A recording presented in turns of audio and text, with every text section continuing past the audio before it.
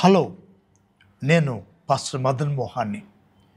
ఈరోజు లెంట్ అనే పదమును గురించి మనం తెలుసుకుందాం. అనే పదము ఓల్డ్ ఇంగ్లీష్లో లెంటన్ అని పిలుస్తూ ఉంటారు.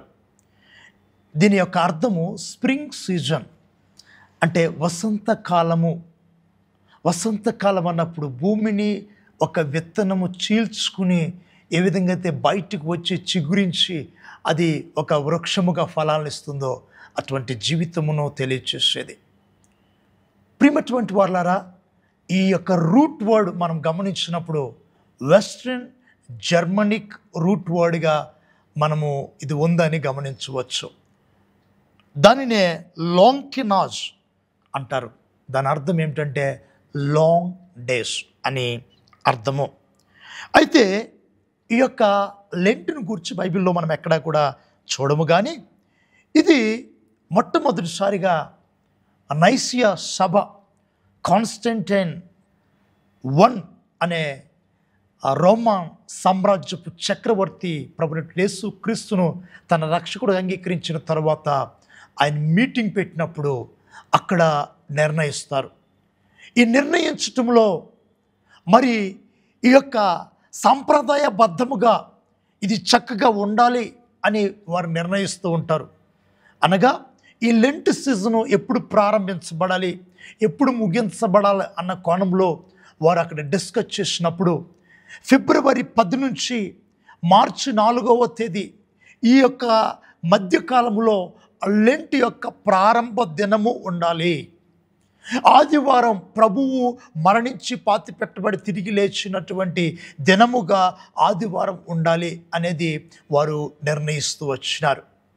అయితే ప్రియమైనటువంటి వాళ్ళారా, కాథలిక్ చర్చ్ వారు దీన్ని ప్రారంభిస్తూ వచ్చినప్పటికీ దీనిని తర్వాత కాలంలో అంగ్లికన్ చర్చ్ వాళ్ళు కావచ్చు, ఆర్థోడాక్స్ చర్చ్ వాళ్ళు కావచ్చు, లూథరన్, మెథడిస్ట్, బాప్టిస్ట్, నేటి క్రైస్తవ సంఘాలు కూడా ఆచరిస్తూ ఉన్నాయి.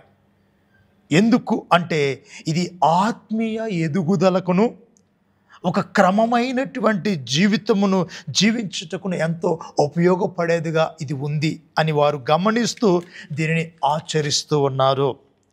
అయితే ప్రియమైనటువంటి వాళ్ళరా, ఈ యొక్క 40 దినాలు ఎలాగునా చేస్తారు అన్నప్పుడు ఫస్ట్ డే యాష్ వెడ్నెస్డేతో ప్రారంభమవుతుంది.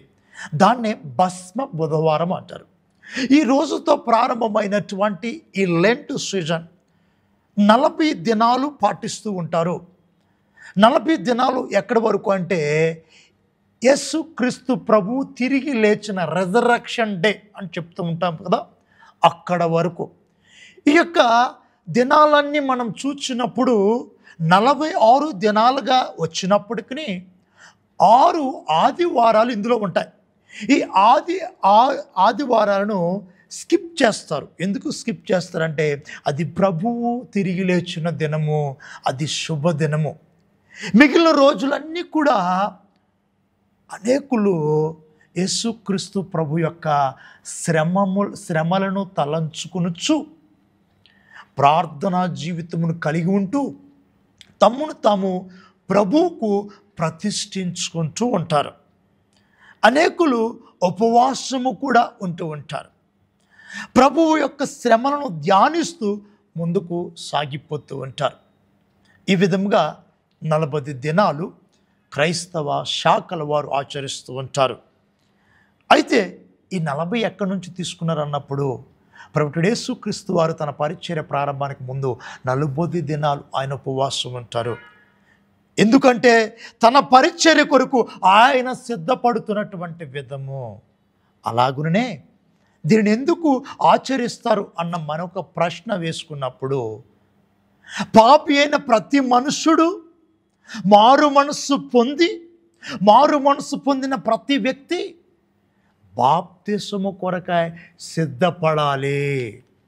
ఆ బాప్తిసము రిజరక్షన్ డే రోజున తీసుకుంటున్నటువంటి వ్యక్తిగా ఉన్నప్పుడు ఈ 40 దినాలు కూడా ఆ వ్యక్తి ప్రభువు యొక్క సన్నిధిలో అనేక సత్యాలు నేర్చుకొనుచు ప్రభువుకి సమీపస్తుడై ప్రభు యొక్క బాప్తిస సాక్ష్యాన్ని కలిగి ఉండాలనే ఉద్దేశంతో దీన్ని మరి ఆచరణలోనికి తీసుకురావటం జరుగుతూ వచ్చింది. అందుకనే these are the preparation days. It is a time of repentance and spiritual reflection for baptismal candidates అని కూడా చెప్తూ ఉంటారు. అయితే ఈ యాష్ వెడ్నెస్డేని పోప్ గ్రెగరీ I అన్న ఆయన 590 నుంచి 604 ఏడిలో దీన్ని ప్రవేశపెడుతూ వచ్చినారు. ప్రియమైనటువంటి వాళ్ళరా, ఈ భస్మ బుధవారం రోజున మరి పామ్ ప్రౌన్స్ అనగా మట్టలను తీసుకుని కాల్చినప్పుడు వాటి బూడిద వస్తుంది కదా, ఆ బూడిదను నొసటి మీద సిలువ గుర్తుగా వేస్తూ ఉంటారు. దీని అర్థం ఏమిటంటే, ఓ మ్యాన్ యు ఆర్ మార్టర్, ఓ మనిషి నువ్వు నశించిపోయేవాడవు.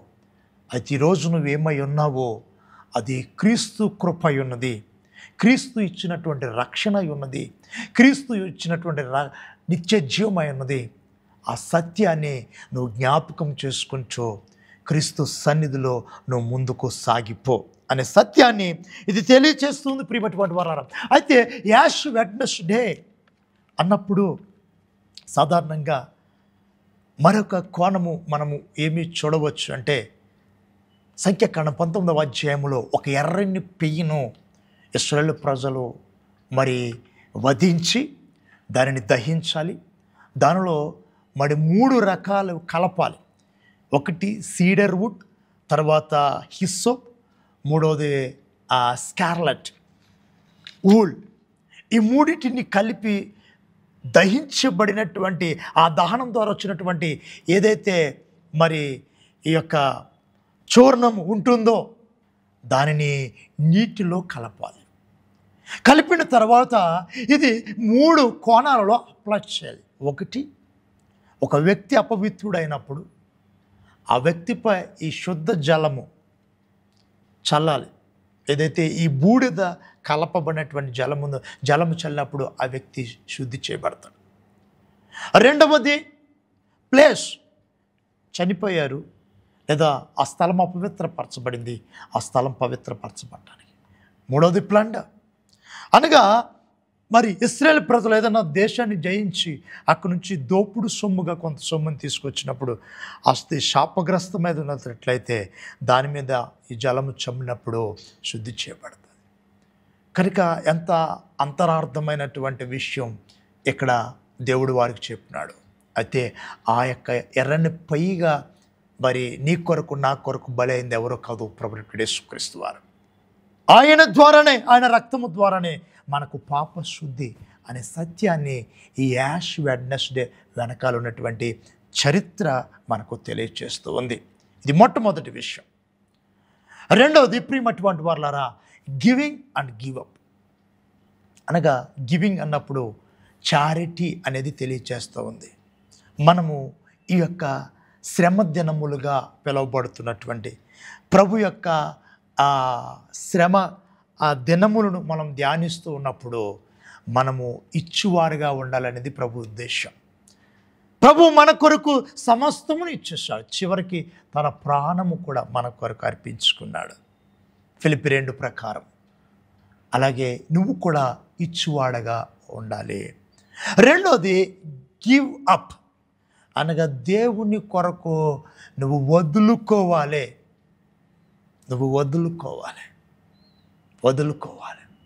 దేవుడు నీకు సెలవిచ్చినప్పుడు నువ్వు దేవుని కొరకు ఎంత త్యాగమైనా చేయాలి. అందుకనే 4 విషయాలు. ఒకటి, నీకు మారు మనసు అవసరం. 2, సెల్ఫ్ డినయల్, నిన్ను నువ్వు ఉపేక్షించుకోవటం అవసరం. 3, నువ్వు కమిట్మెంట్ లైఫ్, ఎస్ నా దేవుని కొరకు నేను ఈ విధంగా జీవిస్తాను ఈ రోజు నుంచి. 4వది, ప్రేయర్ఫుల్ లైఫ్, నేను నా దేవుని సన్నిధిలో ప్రార్థిస్తాను. ఈ సత్యాలతో కూడినటువంటి విషయాలన్నీ కూడా ఈ లెంట్ సీజన్లో సాధారణంగా ప్రతి క్రైస్తవ శాఖ వారు కలిగి ఉంటారు. మనము కూడా ఆ విధంగా ఆత్మీయ ఎదుగుదల కొరకు, క్రీస్తు యొక్క క్రమమైన జీవితం జీవించుట కొరకు మనము వీటిని కలిగి ఉందముగాక. Thank you and God bless you.